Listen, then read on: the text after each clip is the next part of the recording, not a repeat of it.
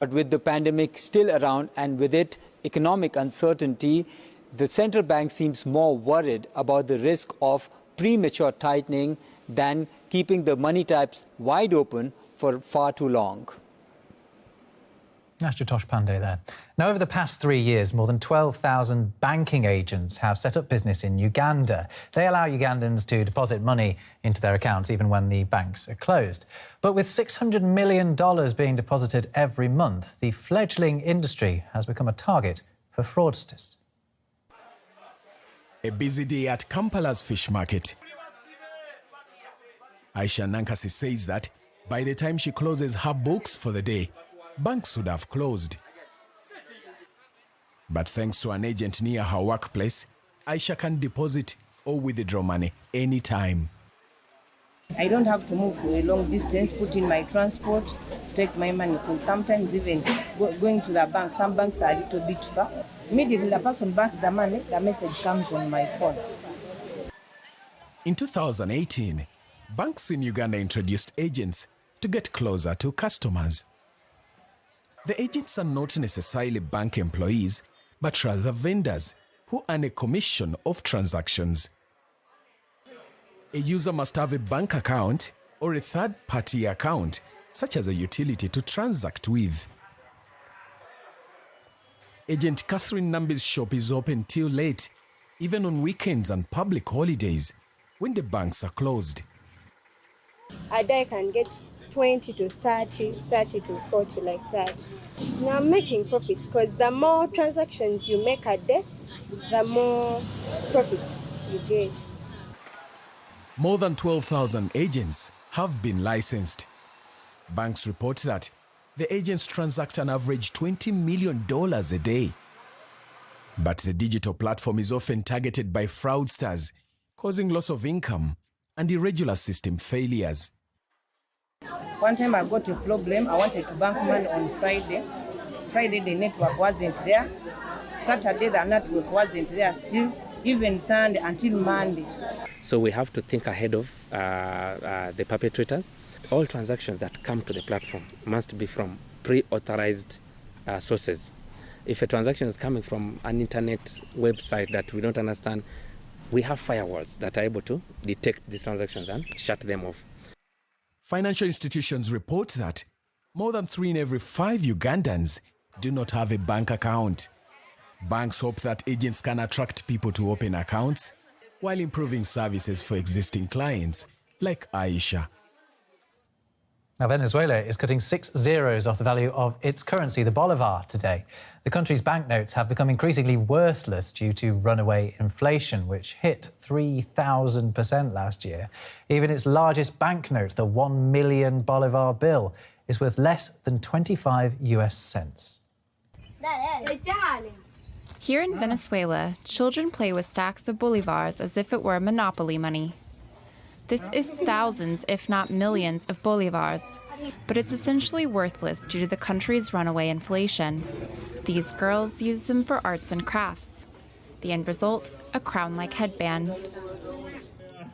Elsewhere, bolivars lay in piles of trash and debris.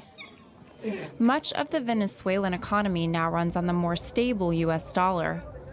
Locals swap the bolivars they earn for the greenback, knowing its value won't be eroded.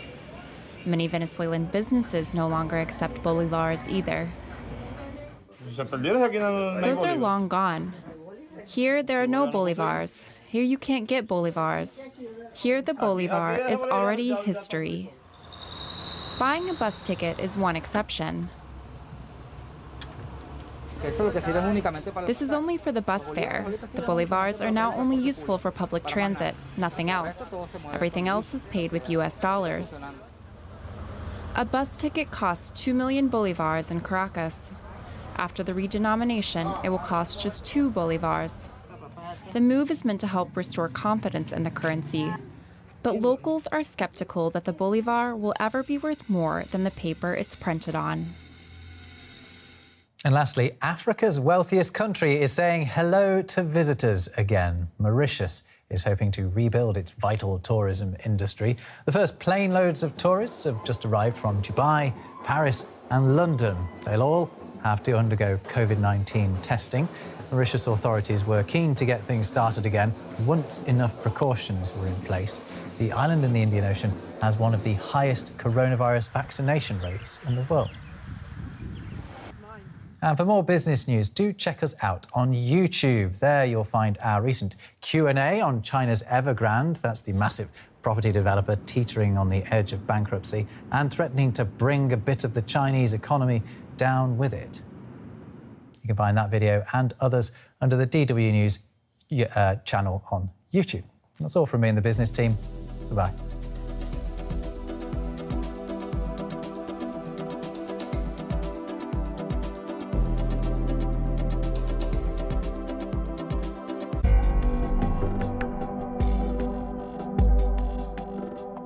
Imagine how many portions of lunch are thrown out in the world. Climate change is only half the story. This is my plastic waste from just 1 week. How much worse can it really get? We still have time to act. I'm going all in. This. Success. On the green fence. Do you feel worried about the planet? Me too. I'm Neil, host of the On the Green Fence podcast, and to me it's clear we need to change. Join me for a deep dive into the green transformation. For me, for you, for the planet.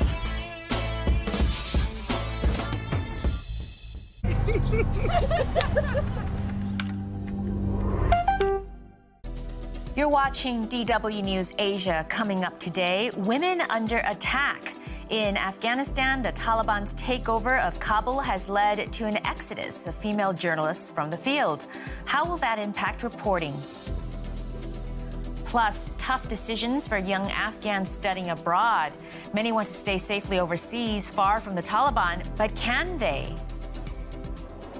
And Japan's royal princess is set to marry her college sweetheart, but there will be no royal wedding.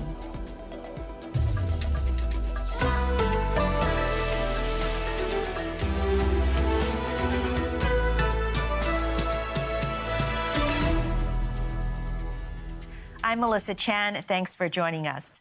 Since their entry into Kabul, the Taliban have intimidated and tortured reporters, and we've seen the mass exit of female journalists from the field. According to Reporters Without Borders, fewer than 100 of the capital's 700 or so female journalists are still working. And the situation is even more dire in other parts of the country. Those who have chosen to continue to report face attacks or harassment. DW's Nick Connolly is in Kabul with more. A woman's voice on the airwaves. In today's Afghanistan, that's no longer a given. Indeed, in several provinces, it's already a thing of the past. Here in Kabul, Mariam Hatak spends an hour on weekday mornings talking to listeners of her phone-in show, taking musical requests and quizzing them on their general knowledge.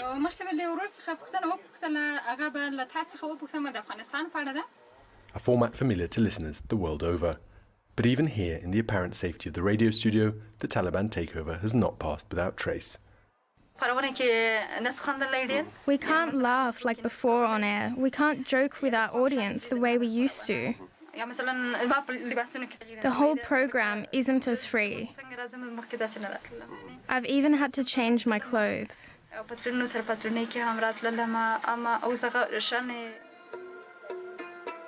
Indian dance music has been replaced by nasheeds or religious recitations, and the music that is left is local, low-key, and for the most part sung by men.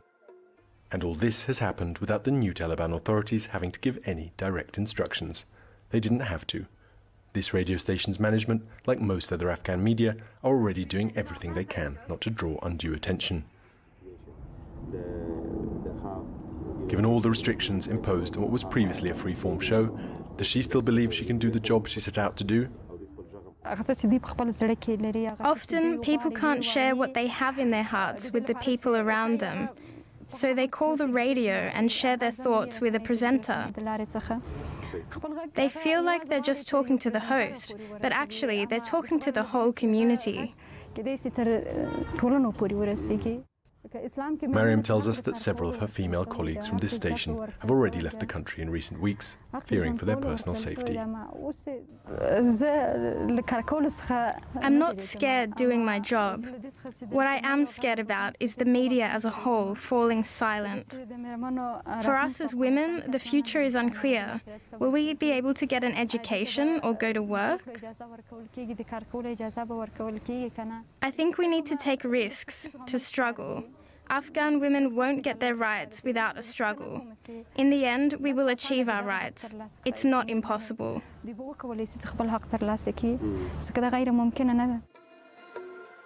That's something she discovered in her own family.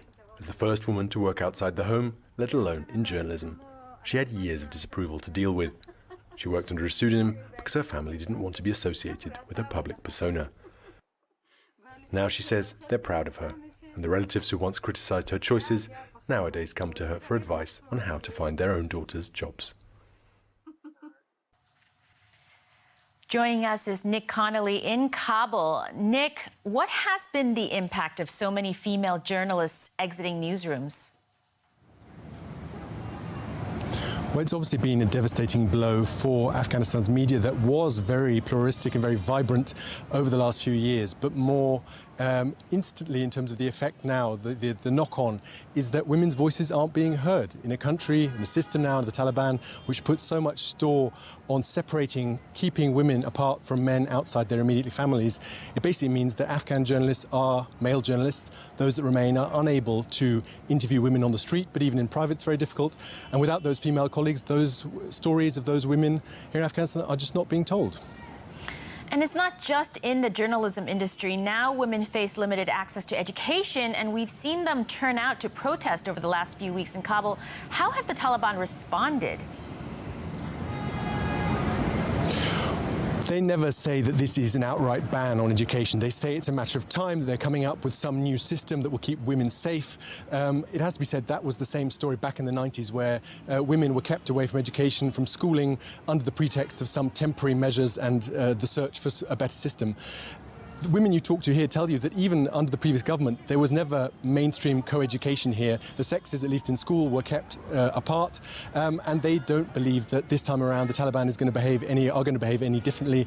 They think this is just a tactic to keep women quiet and to promise them something that will never actually happen. I think the interesting thing to bear in mind here is that the onus is always put on the women for them to separate themselves, to be isolated for their own safety, rather than expecting men to behave better around women. Doing things that would make ordinary Afghan men make it easier for women to get their education and to go to work. And based on what you've said so far, I suspect I know the answer, but in general, are you seeing any women moving around the city, or has the landscape really changed so much since the Taliban rolled into town and you only see men on the streets now? I think Kabul is still the exception. It is a place where you see more women, and not all are wearing burqas. Obviously, the women you see are all wearing some kind of face covering, but that can be something from a sort of Iranian-style headscarf to a more closed niqab. But it isn't a kind of unified picture. But definitely in the public sphere, in restaurants, bars, it is very male-dominated. And women you see are out shopping, often with other women, but not yet always accompanied by their male relatives, as in the 90s. Lots of women you talk to here say they think that is a matter of time, that the Taliban are aware that given the economic crisis, given the fact that they need Western humanitarian help to keep this country afloat, they're not really cracking down fully yet, and are just letting people get used to their presence in control before turning the screws slowly over the next weeks and months. Nick Connolly, thank you so much for joining us. Given the big changes in Afghanistan's political, cultural, and social life since August, those Afghans who happened to be abroad at the time now face a big question. Do they have to go back? Or will the countries they were meant to be in temporarily now allow them to stay? That's what one group of Afghan students studying at the Jawaharlal Nehru University in Delhi face. Here's DW's Munira Chaudhry. Shafiq Sultan came to Delhi from Afghanistan in 2019.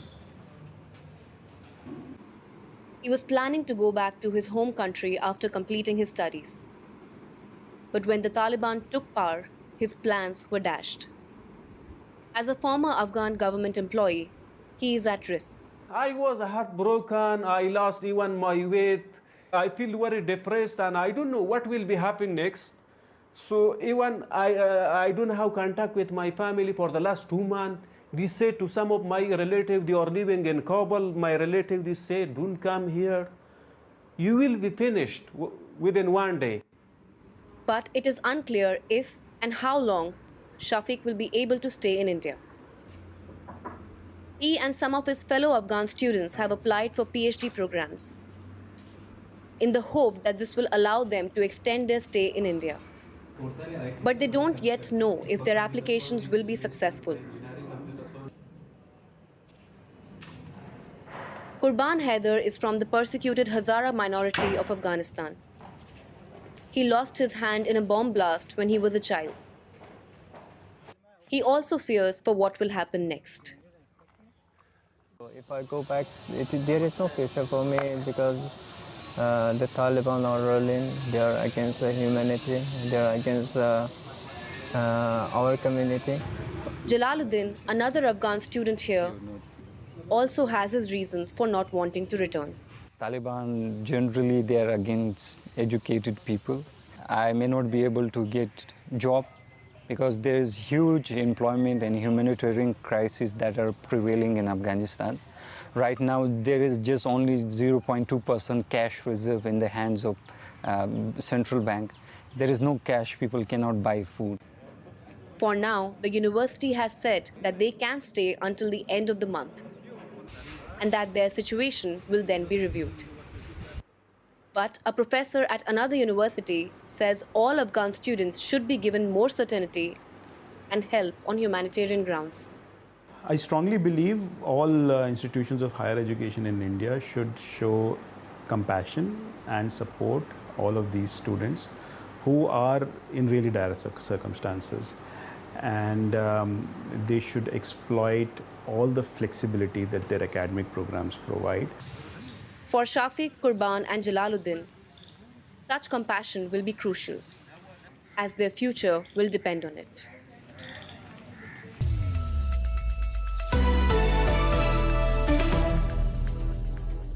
Japan's Imperial Household Agency has confirmed that Princess Mako will marry Kei Komuro, her former college classmate, this month. And you'd think this would be a fairy tale royal wedding, but for Princess Mako and Komuro, things have gotten complicated. Even though the princess could never be an empress, she's a woman, and she's not in the direct line of succession, their engagement has nonetheless become under intense scrutiny and criticism. A young couple in love and announcing their engagement. People in Japan were excited when Princess Mako, the niece of Japanese Emperor Naruhito, decided to marry her longtime boyfriend, Kei Komuro, in 2017. But it didn't take long for the couple to be caught up in a whirlwind of controversy. There was a high-profile financial scandal involving Komuro's mother, who owed her former fiancé thousands of dollars in financial support. Then, Komuro's new hairstyle. He flew into Tokyo a few days ago. It's the first time he's been back since moving to New York for law school 4 years ago. Guys, you cannot have no cameras in here, please. And judging by the media frenzy, many Japanese are not happy about his ponytail. And then there's the fact that Princess Mako must leave the royal family to marry a commoner. The intense public scrutiny the couple has faced over the years has caused the princess to suffer from post-traumatic stress disorder. She's also declined more than $1 million in taxpayer money, which she'd be entitled to receive in return for giving up her royal title. Princess Mako will move to the United States with her new husband after they're married. That's where he works as a lawyer. She'll leave behind a dwindling number of imperial family members and big questions about whether the current imperial succession and marriage rules are